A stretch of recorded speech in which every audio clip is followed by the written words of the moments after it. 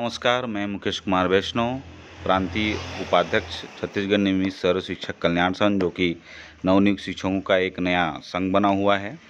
उनकी समस्याओं को हल करने के लिए मैं आप लोगों को आज यह बताने जा रहा हूं कि कल शुक्रवार को हमारे संघ के प्रमुख पदाधिकारियों के द्वारा इंद्रावती भवन, महानदी भवन, सचिवालय और मंत्रालय जा कर के अधिकारियों से मुलाकात की गई और अपनी समस्याओं को, जो स्टाइपेंड संबंधित समस्याएं हैं, उसको बताया गया और अधिकारियों का इसमें बहुत ही अच्छा रिस्पांस रहा। सबसे पहले आदरणीय प्रमुख सचिव महोदय डॉक्टर आलोक शुक्ला जी के पास जा कर के हमारे पदाधिकारियों ने अपनी बात रखी।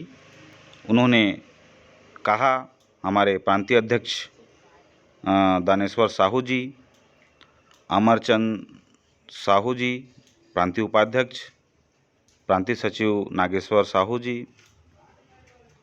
प्रांतीय संगठन प्रभारी अनिल साहू जी और संभागाध्यक्ष रायपुर संभाग सागर यदु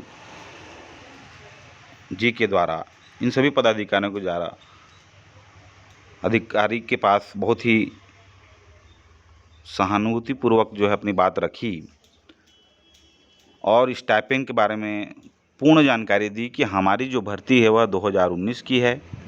हमारे साथ असिस्टेंट प्रोफेसर लोगों की भर्ती हुई, सब डॉक्टर लोगों की भर्ती हुई है। तो हमारी भर्ती 2019 की है, पुरानी भर्ती है और स्टाइपेंड का जो नियम आया है वो 2020 के बाद आया। तो चूंकि हमारे विज्ञापन में किसी प्रकार का स्टाइपेंड का कोई जिक्र नहीं था, 2 वर्ष की परीक्षा अवधि थी, पूर्ण वेतनमान था, लेकिन अचानक से 2 वर्ष के बाद जो नियुक्ति होती है तो हमें स्टाइपेंड नियम लागू कर दिया जाता है हम पर। ये सरासर गलत है और हमारे साथ अन्याय हुआ है। तो इस बात को हमने प्रमुखता से प्रमुख सचिव महोदय डॉक्टर आलोक शुक्ला जी के पास रखा।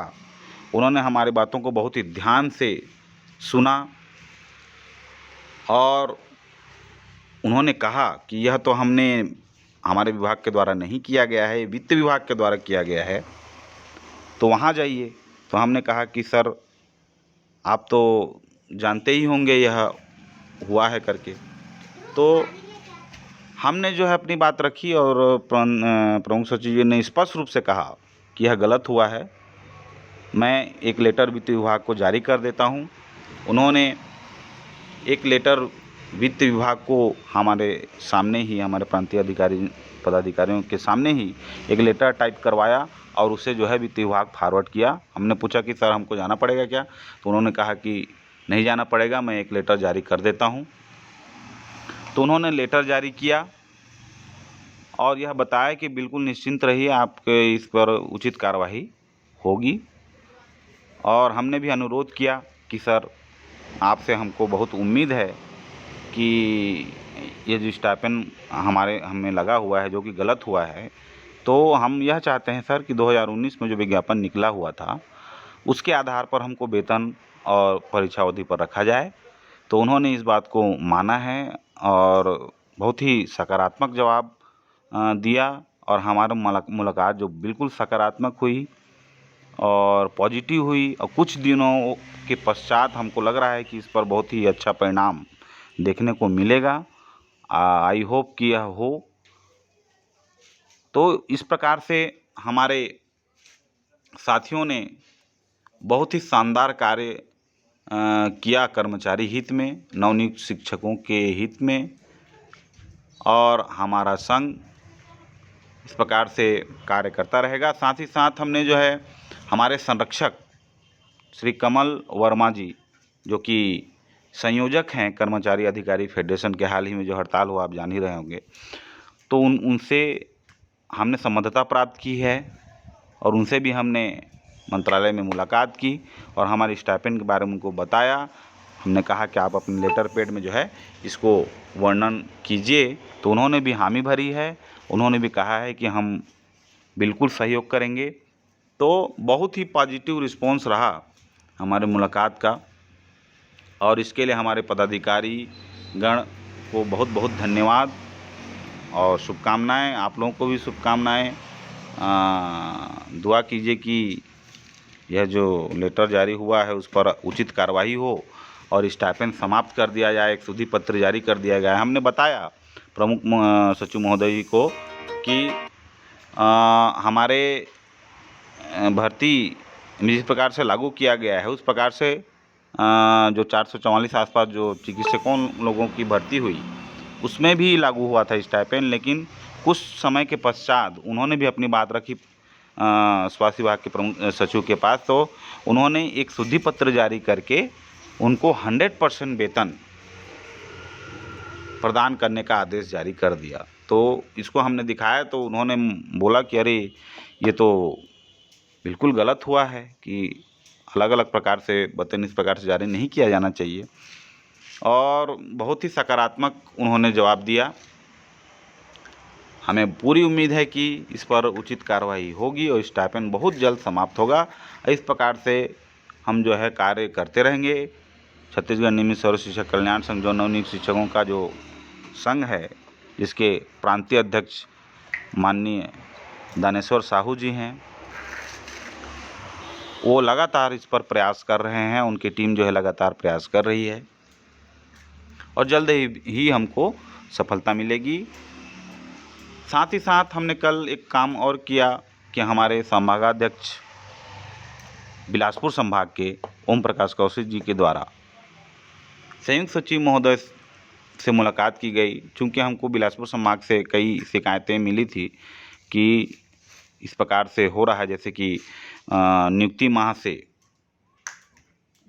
से जो है पहला पॉइंट जैसे हमने यहाँ पर डाला था कि जो स्टाफिंग के तहत नवनियुक्त शिक्षकों का जो वेतन जारी हो रहा है उसके भत्तों और वेतन में निर्धारण में हर ज़िले में अलग अलग जो है निर्धारण हो रहा है डीडीओस के द्वारा।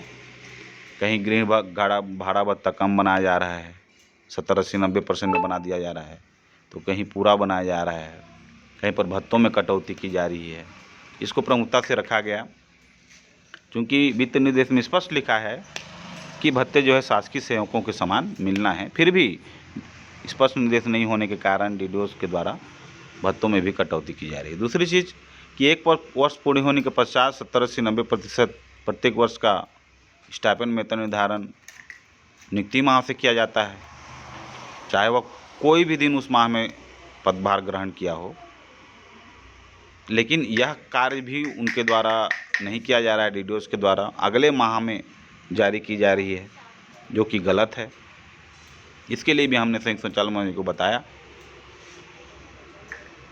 और उसके बाद महंगाई भत्ता जो हमारा निर्धारित होता है वो एक्चुअल में महंगाई जो भत्ता होता है वो एक भत्ता ही है और मूल वेतन में जारी होता है। तो मूल वेतन जैसे कि व्याख्याताओं का मूल वेतन 38,100 है, तो 38,100 में जारी होना चाहिए। लेकिन ऐसा ना होकर के स्टाइपेंड रूल्स में 70-80-90% काट करके जो राशि बनती है उसको मूल वेतन माना जा रहा है, जो कि बिल्कुल गलत है। मूल वेतन के आधार पर भत्तों की गणना होनी चाहिए, क्योंकि वित्त निर्देश में स्पष्ट रूप से लिखा है कि भत्ते जो है शासकीय सेवक के समान मिलना है। तो महंगाई भत्ता भी एक भत्ता है, तो महंगाई भत्ता जो है हमारे मूल वेतन के आधार पर दिया जाए, यह मांग हमने रखी। चौथी चीज़, संघ को यह आवेदन प्राप्त हुआ था, महिला कर्मचारी हैं भारती साहू शासकीय प्राथमिक शाला कोना विकासखंड मुंगेली जिला मुंगेली के द्वारा कि मातृत्व अवकाश उन्होंने लिया हुआ है और चूँकि अभी परीक्षा अवधि है तो डीडीओ लोग यह बात कर रहे हैं, उनको मतलब बता रहे हैं कि परीक्षा अवधि आपकी बढ़ जाएगी, परीक्षा अवधि में आपने मातृत्व अवकाश लिया तो यह सरासर गलत है। हमने संयुक्त संचालक महोदय जेडी बिलासपुर को यह बात बताई तो उन्होंने कहा बिल्कुल ये गलत है, ऐसा कोई नियम नहीं है, मातृत्व अवकाश कोई भी ले सकता है। अस्थायी स्थायी दोनों कर्मचारी जो है मातृत्व अवकाश ले सकते हैं। हाँ, इसमें एक चीज़ यह है कि संतान पालन अवकाश यदि आप लेते हैं तो संतान पालन अवकाश में परीक्षा अवधि में यदि लेते हैं तो परीक्षा जितने दिन के लिए लिया जाएगा उतने दिन के लिए परीक्षा अवधि बढ़ जाती है। मातृत्व अवकाश में ऐसा कोई निर्देश नहीं है, तो इसको भी हमने स्पष्ट किया। इसके लिए बोला तो उन्होंने एक आदेश जारी करने की बात कही। तो इस प्रकार से संयुक्त संचालक महोदय जेडी ऑफिस बिलासपुर से मुलाकात हुई माननीय ओम प्रकाश कौशिक संभागाध्यक्ष बिलासपुर छत्तीसगढ़ नियमित सर्व शिक्षक कल्याण संघ जी के द्वारा उनको बहुत ही विस्तृत रूप से बताया गया और इस पर जो है संयुक्त संचालक महोदय जी के द्वारा सहमति दी गई और बहुत ही सार्थक मुलाकात हुई। इस प्रकार जो 2 बड़े बड़े काम हमारे पदाधिकारियों के द्वारा किया गया और उम्मीद है कि बहुत जल्द हमारी मांग पर अमल होगा और आप लोगों को खुशखबरी ज़रूर मिलेगी। यह आशा और विश्वास के साथ मैं मुकेश कुमार वैष्णव, प्रांतीय उपाध्यक्ष छत्तीसगढ़ नियमित सर्व शिक्षक कल्याण संघ के द्वारा आप लोगों को आश्वस्त करता हूँ। इस प्रकार से लगातार कर्मचारी हित में हमारा संघ कार्य करता रहेगा और सभी नवनियुक्त शिक्षकों से अनुरोध है कि वे हमारे संघ से जुड़ें। हमारा संघ पंजीकृत संघ है, सरकार से मान्यता प्राप्त है और माननीय कमल वर्मा जी कर्मचारी अधिकारी फेडरेशन जैसे बड़े संघ से संबद्धता प्राप्त है। तो इसी आशा विश्वास के साथ धन्यवाद। जय हिंद, जय छत्तीसगढ़।